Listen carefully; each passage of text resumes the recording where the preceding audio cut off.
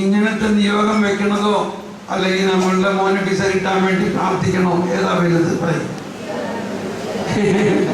അപ്പൊ നമ്മൾ ചെറിയ ചെറിയ നിയോഗങ്ങളല്ല വെക്കേണ്ടത്.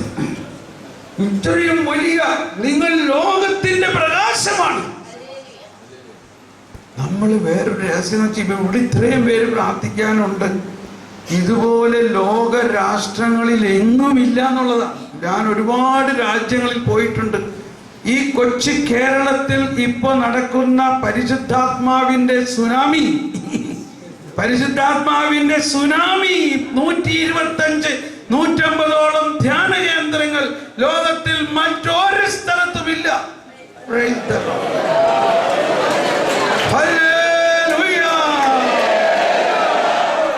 ഇതുപോലെ കേരളത്തിലെ കരിസ്മാറ്റിക് സംവിധാനത്തിലൂടെ എല്ലാ രൂപതകളും സോണുകളായിട്ട് വളരെ മനോഹരമായി, വളരെ സംഘടിതമായി, വളരെ ഓർഗനൈസ്ഡ് ആയിട്ടുള്ള ഒരു സോൺ സിസ്റ്റവും പ്രാർത്ഥനാ ഗ്രൂപ്പുകളും, അങ്ങനെ എത്രത്തോളം 4000ഓളം പ്രാർത്ഥനാ ഗ്രൂപ്പ് എങ്കിലും ഉണ്ടെന്ന് വിചാരിക്കും. അതുപോലെ ഒരു സംവിധാനം ലോകത്തിൽ എങ്ങും ഇല്ല.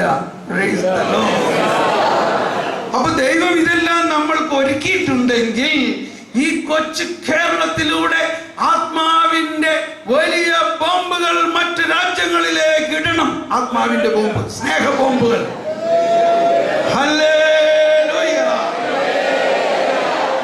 അപ്പൊ നമ്മളെ കർത്താവ് ഉപയോഗിക്കാൻ പോകുന്നത് ഈ ചെറിയ രാജ്യത്തിന് വേണ്ടി മാത്രമല്ല, ലോകം മുഴുവന് വേണ്ടിയാണ്.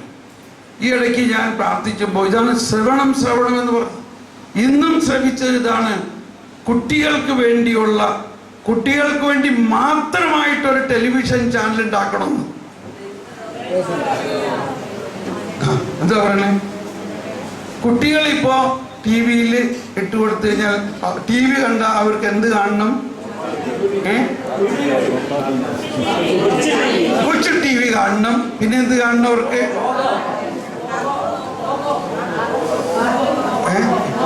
പോഗോ കാണണം. പിന്നെ ടോം ആൻഡ് ജെറി കാണണം. പിന്നെ എല്ലാവർക്കും അറിയാം. കാരണം എനിക്കൊന്നും അറിയാനേ പാടില്ല. അപ്പോ നമ്മുടെ കുട്ടികൾ ഇതെല്ലാം കണ്ടിരുന്നാ മതിയോ? സമയമായില്ലേ?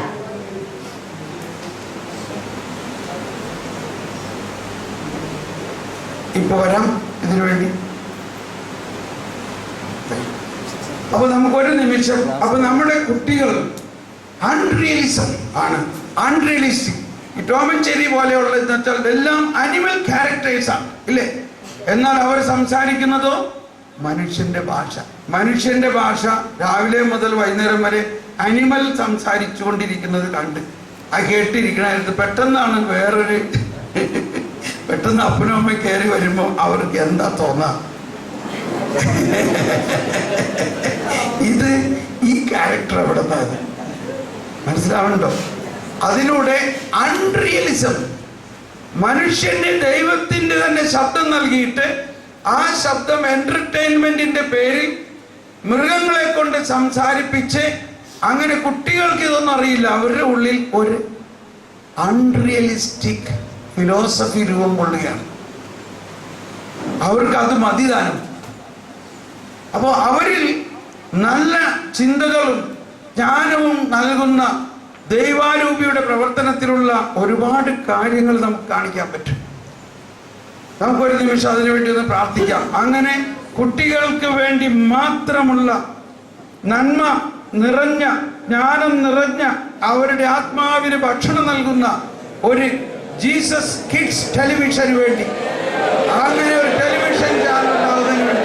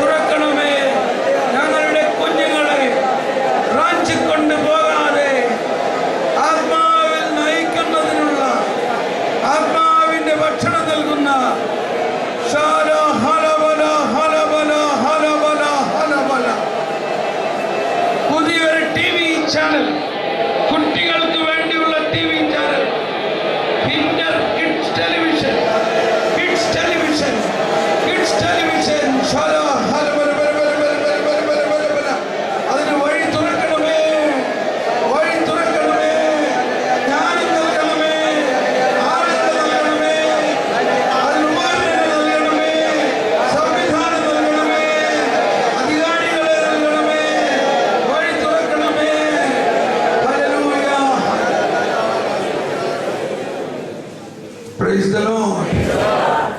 ആർക്കെങ്കിലും ഇതിനെ സംബന്ധിച്ച് എന്തെങ്കിലും സന്ദേശങ്ങൾ കിട്ടിയിട്ടുണ്ടെങ്കിൽ എന്നോട് വീട് വന്നൊന്ന് പറഞ്ഞാൽ നന്നായിരിക്കും.